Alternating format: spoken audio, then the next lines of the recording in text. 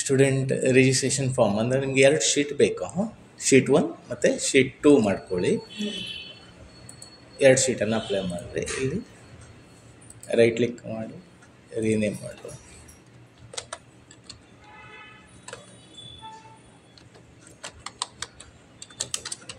Registration form ಅಂತ. So ಇದು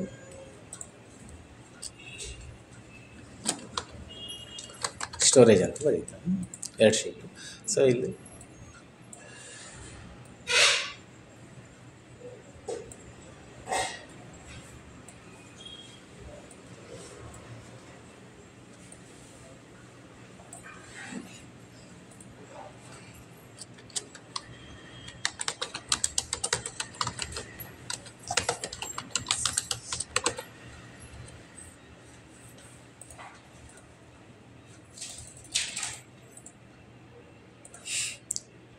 ಈ ಕಲರ್ಸ್ ಎಲ್ಲ ನಿಮ್ಗೆ ಏನು ಬೇಕೋ ಆ ಥರ ಕಲರ್ಸ್ ಹಾಕ್ಕೊಳ್ಳಿ, ಕಡ್ಡಿಲ್ಲ.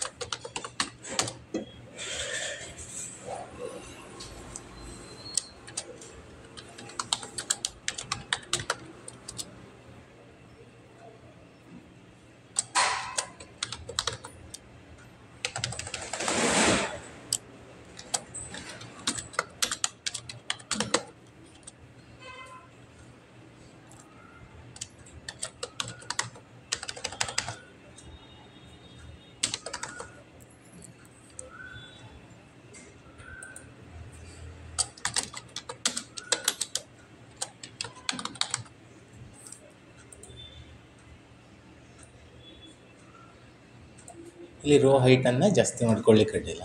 ರೋ ಹೈಟ್ ಎಷ್ಟು ಬೇಕೋ ಅಷ್ಟು ಜಾಸ್ತಿ ಮಾಡ್ಕೊಳ್ಳಿ. 22 ಇಟ್ಕೊಳ್ತೀನಿ.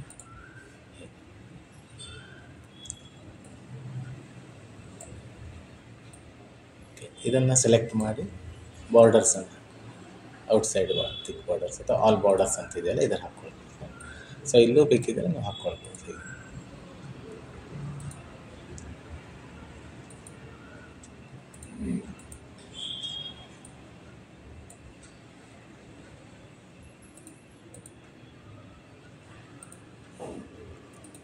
ಓಕೆ. ಸೊ ನೆಕ್ಸ್ಟು ಇದಿಷ್ಟು ಆದಮೇಲೆ ಇದನ್ನು ನೀವೇನು ಮಾಡಬೇಕು, ಸೆಲೆಕ್ಟ್ ಮಾಡಿಕೊಂಡು ಕಾಪಿ ಮಾಡಬೇಕು. ಕಾಪಿ ಮಾಡಿ ಅಂದರೆ ನೆಕ್ಸ್ಟ್ ಶೀಟಿಗೆ ತೊಗೊಳ್ಬೇಕಲ್ಲ. ಇದು ಉಂಟಾಯಿತು.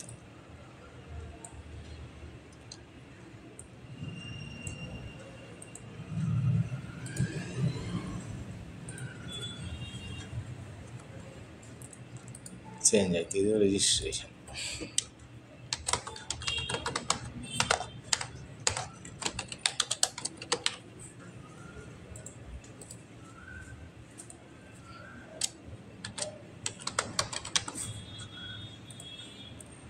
ಓಕೆ. ಸೊ ಇದಿಷ್ಟನ್ನು ಕಾಪಿ ಮಾಡ್ಕೊಳ್ಳಿ. ಇದೇ ಹೆಡ್ಡಿಂಗು ಇಲ್ಲಿ ಸ್ಟೋರೇಜ್ ಆಗ್ಲಿಕ್ಕೆ ಬೇಕು ನಿಮಗೆ. ಸ್ಟೋರೇಜ್ ಆಗುವಾಗ ಯಾವ ರೀತಿ ಇಲ್ಲಿ ನಮಗೆ ಏನಾಗಿದೆ, ರೋದಲ್ಲಿ ಇದೆ ರೆಕಾರ್ಡ್ಸ್ ಎಲ್ಲ ಅಲ್ವಾ. ಸೊ ನಿಮ್ಮ ಕಾಲಮ್ ಆಗಿ ಕನ್ವರ್ಟ್ ಆಗಬೇಕಂದ್ರೆ ಬ್ಯಾಕಪ್ ಸ್ಟೋರ್ ಆಗ್ತಾ ಹೋಗಬೇಕಲ್ವ. ಸೊ ಇದನ್ನು ಸೆಲೆಕ್ಟ್ ಇಟ್ಟು ಕಾಪಿ ಮಾಡ್ಕೊಳ್ಳಿ. ಇದನ್ನು ಕಾಪಿ ಮಾಡಿ ನೆಕ್ಸ್ಟ್ ಶೀಟಿಗೆ ಬಂದು, ಸೊ ಇಲ್ಲಿ ಕಾಲಮ್ ವೈಸ್ ಅದು ಸ್ಟೋರ್ ಆಗಬೇಕಲ್ಲ.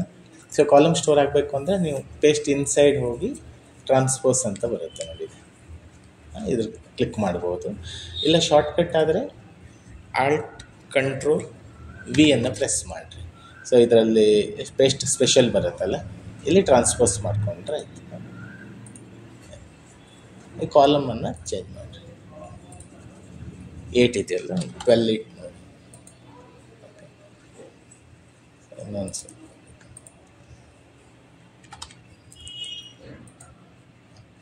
ಸೆಟ್ ಆಯ್ತಲ್ವಾ. ಓಕೆ. ಸೊ ಅದಾದಮೇಲೆ ನೆಕ್ಸ್ಟು ಈಗ ಇಲ್ಲಿ ಡಾಟಾ ಎಂಟ್ರಿ ಮಾಡ್ಕೊಳ್ಳುವ. ಸ್ಟೂಡೆಂಟ್ ನೇಮ್ ಅಂತಂದರೆ ಫಾದರ್ ನೇಮ್ ಗಣೇಶ್ ಅಂತ ಹೇಳ್ತೀವಿ. ಆಮೇಲೆ ಗೌರಿ ಈಶ್ವರ ಅಲ್ಲ ಹಾಂ ಹಾಂ ಸರಿ ಅಲ್ವಾ. Mobile number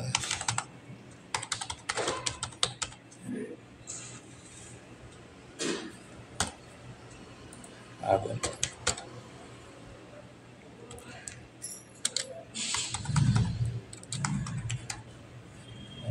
course BSc date of join.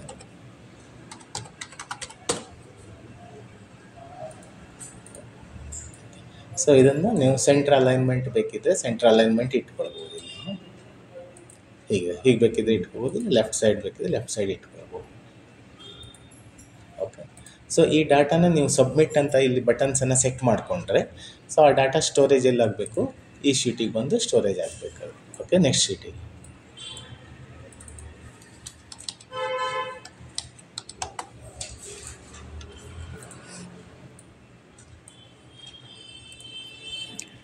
Okay. So ಇಷ್ಟಾದ ಮೇಲೆ ನೀವು ಮ್ಯಾಕ್ರೋ ರೆಕಾರ್ಡಿಗೆ ಇಟ್ಟು ಮ್ಯಾಕ್ರೋ ಮಾಡ್ಕೊಳ್ಬೇಕು. ಸೊ ಈಗ ಇದನ್ನು ನೋಟ್ ಮಾಡ್ಕೊಳ್ಳಿ, ಮ್ಯಾಕ್ರೋ ರೆಕಾರ್ಡಿಂಗ್ ಹೇಗೆ ಮಾಡಬೇಕು ಅನ್ನೋದನ್ನು.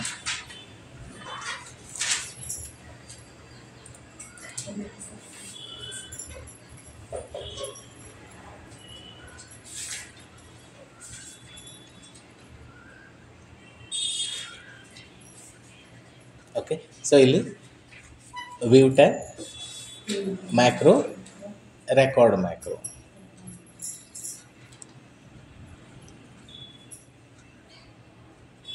ಓಕೆ, ಇದು ಆಲ್ರೆಡಿ ಮ್ಯಾಕ್ರೋ ಸೆಟ್ಟಿಂಗ್ಸ್ ಹೇಗೆ ಮಾಡಬೇಕು ಅದನ್ನು ಹೇಳಾಗಿದೆ ಅಲ್ಲ. ಸೊ ಅಂದರೆ ಈಗ ಟಾಪ್ 3 ರೆಕಾರ್ಡ್ಸ್ ಅಥವಾ ಗ್ರೂಪ್ ಆಫ್ ರೆಕಾರ್ಡನ್ನು ಶೋ ಮಾಡುವಾಗ ಇದನ್ನು ಮಾಡ್ಕೊಳ್ಬೋದು. ಬಟ್ ಇಲ್ಲಿ ಸ್ಟೋರೇಜ್ ಮಾಡಲಿಕ್ಕೂ ನಾವು ಮ್ಯಾಕ್ರೋ ಯೂಸ್ ಮಾಡಿ ಸ್ಟೋರೇಜ್ ಮಾಡ್ಕೊಳ್ಬೋದು. ಸೊ ಇಲ್ಲಿ ರೆಕಾರ್ಡ್ ಮ್ಯಾಕ್ರೋ ಇಟ್ಕೊಂಡು ಇಲ್ಲಿ ನೇಮ್ ಕೊಟ್ಕೊಳ್ಳಿ. ಇಲ್ಲಿ ನಾನು ಸಬ್ಮಿಟ್ ಅಂತ ಕೊಡ್ತೀನಿ. ಸಬ್ಮಿಟ್ ಅನ್ನುವ ಒಂದು ಬಟನ್ಸನ್ನು ಸೆಟ್ ಮಾಡೋದು. ಓಕೆ. ಸೊ ಇಲ್ಲಿ ಸಬ್ಮಿಟ್, ಆಮೇಲೆ ಓಕೆ. ಸೊ ಈಗ ಏನು ಮಾಡ್ತೀವಿ, ರೆಕಾರ್ಡ್ ಆಗ್ತಾ ಇರುತ್ತೆ. ನೀವು ಏನೇ ಮಾಡಿಕೊಂಡ್ರು ಅದು ರೆಕಾರ್ಡ್ ಆಗ್ತಾ ಇರುತ್ತಲ್ಲ. ಸೊ ಈಗ ನೀವು ನೆಕ್ಸ್ಟ್ ಶೀಟಿಗೆ ಹೋಗಬೇಕು. ಓಕೆ, ಇಲ್ಲಿ ಸ್ಟೋರೇಜ್ ಶೀಟ್ ಇದೆಯಲ್ಲ, ಸ್ಟೋರೇಜ್ ಶೀಟಿಗೆ ಬಂದು ಇಲ್ಲಿ ರೋ ಸೆಕೆಂಡ್ ರೋ ಇದೆಯಲ್ಲ, ಈ 2 ಅಂತ ಬರ್ಕೊಂಡಿದೆಯಲ್ಲ, ಆ 2 ಮೇಲ್ಗಡೆ ರೈಟ್ ಕ್ಲಿಕ್ ಮಾಡಬೇಕು, ಇನ್ಸರ್ಟ್ ಅಂತ ತೊಗೊಳ್ಬೇಕು.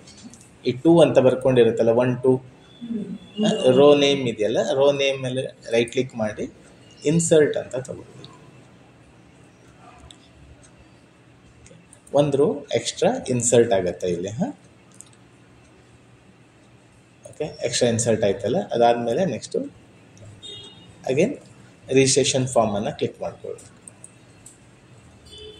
ಓಕೆ, ಅಂದರೆ ನೆಕ್ಸ್ಟ್ ಶೀಟಿಗೆ, ಆ ಸ್ಟೋರೇಜ್ ಶೀಟಿಗೆ ಹೋಗಿ ಒಂದು ರೋ ಅನ್ನು ಇನ್ಸರ್ಟ್ ಮಾಡಿ ರಿಪೀಟ್ ಮತ್ತೆ ರಿಜಿಸ್ಟ್ರೇಷನ್ ಶೀಟಿಗೆ ಬರಬೇಕು. ಓಕೆ. ಸೊ ಇಷ್ಟು ಬಂದ ಮೇಲೆ ಇಲ್ಲಿ ನೀವು ಡಾಟಾ ಏನು ಎಂಟ್ರಿ ಮಾಡ್ಕೊಂಡಿರ್ತೀರಲ್ಲ, ಇದನ್ನು ಸೆಲೆಕ್ಟ್ ಮಾಡಿ ಕಾಪಿ ಮಾಡಿ. ಓಕೆ, ಇದನ್ನು ಸೆಲೆಕ್ಟ್ ಇಟ್ಟು ಕಾಪಿ ತಗೊಳ್ಳಿ. ಅಂದರೆ ಕಾಪಿ ಮಾಡಲಿಕ್ಕೆ ಯಾವುದು, Ctrl+C ಅಲ್ವಾ ಶಾರ್ಟ್ಕಟ್ಟು. ಇಲ್ಲ ಅಂತಂದರೆ ಹೋಮ್ ಟ್ಯಾಬ್ ಕಾಪಿ ಕ್ಲಿಕ್ ಮಾಡಿದರೆ ಆಯಿತು. ಓಕೆ, ಕಾಪಿ ಮಾಡಿ ನೆಕ್ಸ್ಟು ಅಗೇನ್ ಸ್ಟೋರೇಜ್ ಶೀಟಿಗೆ ಹೋಗ್ಬೇಕು ನೀವು.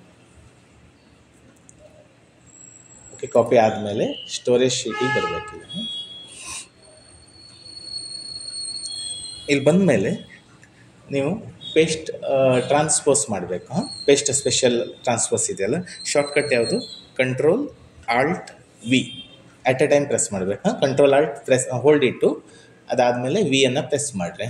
ಕಂಟ್ರೋಲ್ ಮತ್ತು ಆಲ್ಟನ್ನು ಹೋಲ್ಡ್ ಇಟ್ಕೊಂಡು ವಿಯನ್ನು ಪ್ರೆಸ್ ಮಾಡಬೇಕು ಇಲ್ಲಿ. ಸೊ ಇಲ್ಲ ಪೇಸ್ಟ್ ಇನ್ಸೈಡ್ ಹೋಗಿ ಟ್ರಾನ್ಸ್ಪೋಸ್ ಅಂತ ತಗೊಳ್ಬೋದು. ಸೊ ಈಗ ಇಲ್ಲಿ ಟ್ರಾನ್ಸ್ಪೋಸನ್ನು ಸೆಲೆಕ್ಟ್ ಮಾಡಿ ಓಕೆ ಮಾಡಿ.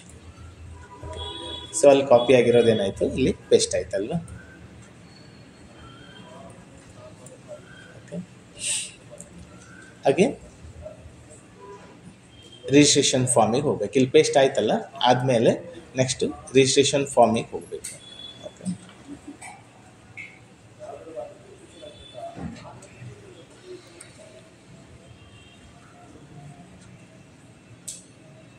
ಓಕೆ ರಿಜಿಸ್ಟ್ರೇಷನ್ ಫಾರ್ಮಿಗೆ ಬಂದಮೇಲೆ ನೀವು ಇಲ್ಲಿ ಈ ಡಾಟಾನ ಏನಾಗಬೇಕು, ಇಲ್ಲಿ ನಾವು ಸಬ್ಮಿಟ್ ಅಂತ ಬಟನ್ ಕ್ಲಿಕ್ ಆದ ತಕ್ಷಣ ಈ ಡಾಟಾ ಟ್ರಾನ್ಸ್ಫರ್ ಆಗುತ್ತಲ್ಲ, ಟ್ರಾನ್ಸ್ಫರ್ ಆದಮೇಲೆ ಇಲ್ಲಿರೋ ಡಾಟಾ ಏನಾಗಬೇಕು, ಕ್ಲಿಯರ್ ಆಗಿಬಿಡಬೇಕು. ಓಕೆ, ಕ್ಲಿಯರ್ ಆಗಬೇಕು ಅಂದರೆ ನೀವು ಈ ಶೀಟಿಗೆ ಬಂದ ಮೇಲೆ ಡಿಲೀಟನ್ನು ಪ್ರೆಸ್ ಮಾಡಿರಿ. ಓಕೆ, ಡಿಲೀಟ್ ಆಗುತ್ತೆ ಎಲ್ಲವೂ. ಓಕೆ, ಡಿಲೀಟ್ ಪ್ರೆಸ್ ಮಾಡಿ ನೆಕ್ಸ್ಟು ಮ್ಯಾಕ್ರೋ ಸ್ಟಾಪ್ ಮಾಡಬೇಕು. ಎಲ್ಲಿ ಹೋಗ್ಬೇಕು ಮ್ಯಾಕ್ರೋ ಸ್ಟಾಪ್ ಮಾಡಲಿಕ್ಕೆ? View macro stop recording.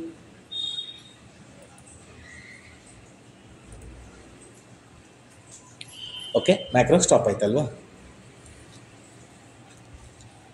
Next ಇಲ್ಲಿ ಒಂದು ಸಬ್ಮಿಟ್ ಬಟನ್ ಹಾಕಬೇಕಲ್ಲ, ಒಂದು ಶೇಪನ್ನು ಯೂಸ್ ಮಾಡಿ ಅದಕ್ಕೆ ಮ್ಯಾಕ್ರೋನ ಅಸೈನ್ ಮಾಡಿಕೊಂಡ್ರೆ ಆಯಿತು. ಓಕೆ, ಸೊ ಶೇಪನ್ನು ಎಲ್ಲಿಂದ ತೊಗೊಳ್ಬೇಕು?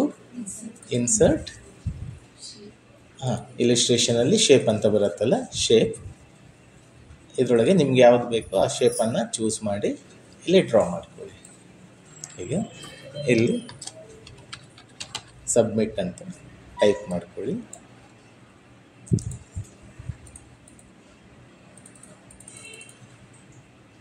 ಫಾಂಟ್ ಸೈಜ್, ಅಲೈನ್ಮೆಂಟು ಎಲ್ಲ ನಿಮ್ಗೆ ಹೇಗೆ ಬೇಕೋ ಹಾಗೆ ಹಾಕ್ಕೊಳ್ಳಿಕ್ಕೆ ಅಡ್ಡಿಲ್ಲ. ಅದಾದಮೇಲೆ ಬಟನ್ಸ್ ಯಾವ್ದು ಬೇಕೋ ಆ ಥರ ಬಟನ್ಸನ್ನು ಸೆಟ್ ಮಾಡ್ಕೊಳ್ಳಿ. ಓಕೆ, ಅದಾದಮೇಲೆ ರೈಟ್ ಕ್ಲಿಕ್, ಆ ಶೇಪ್ ಮೇಲ್ಗಡೆ ರೈಟ್ ಕ್ಲಿಕ್ ಮಾಡಬೇಕು. Right click on shape. ಅದಾದಮೇಲೆ ಯಾವುದನ್ನು ಸೆಲೆಕ್ಟ್ ಮಾಡಬೇಕು? Assign macro.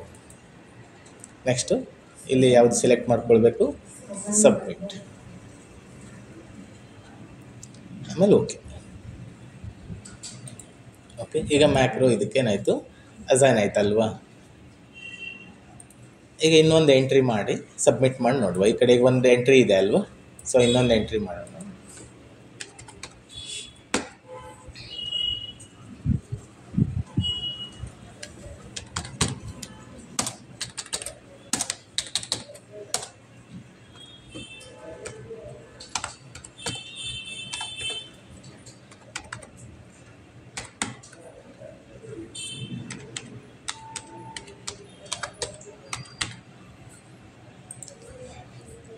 Aadhaar card number,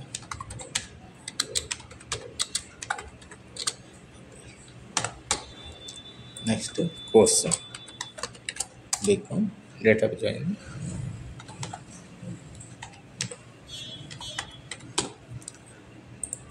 okay, so ಈಗ ನಾವೇನು ಮಾಡಬೇಕು? ಸಬ್ಮಿಟ್ ಮಾಡಬೇಕಲ್ವಾ. ಇದು ಎಂಟ್ರಿ ಡಾಟಾ ಫಾರ್ಮನ್ನು ಫಿಲ್ ಮಾಡಿದ ಮೇಲೆ ನಾವಿಲ್ಲಿ ಸಬ್ಮಿಟ್ ಅಂತ ಕೊಟ್ಟರೆ ಡಾಟಾ ಆಟೋಮೆಟಿಕ್ ಇಲ್ಲೇನಾಯಿತು? ಕ್ಲಿಯರ್ ಆಯಿತು. ಸ್ಟೋರ್ ಎಲ್ಲಾಯ್ತು? ಈಗ ಸ್ಟೋರೇಜ್ ಶೀಟಿಗೆ ಹೋಗಿ ಡಾಟಾ ಸ್ಟೋರ್ ಆಯಿತು ಅಲ್ವಾ. ಅರ್ಥ ಆಯಿತು? ಓಕೆ,